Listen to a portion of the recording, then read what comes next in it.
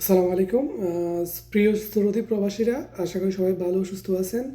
তো আজকে আমরা কথা বলবো বর্তমানে কয়েকদিন আগে একটা এসএমএস অনেকের মোবাইলে আসছে কুয়া থেকে। তো ওইখানে বলা হচ্ছে যাদের আকামা এক্সপায়ার 3 মাসেরও অধিক, তাদেরকে একটা উম, সুযোগ দেওয়া হচ্ছে বা সময় দেওয়া হচ্ছে আকামা করার জন্য। পরবর্তী 2 মাস 60 দিন সময় দেওয়া হচ্ছে আকামা রেনু করার জন্য অথবা অন্য কোথাও কাফালা হওয়ার জন্য। তো এটি এখনও বর্তমানে কার্যকর হয় নাই। তো সম্ভবত জুন মাসের লাস্ট থেকে এই আইনটি কার্যকর হতে পারে।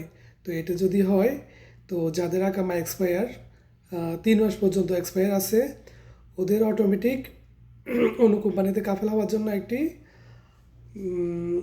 এসএমএসের মাধ্যমে আপনাকে জানানো হবে যে আপনি পরবর্তী 60 দিনের ভিতরে অবশ্যই অন্য কোথাও কাফেলা হবেন অথবা সৌদি আরব ছেড়ে দেশে চলে যাবেন।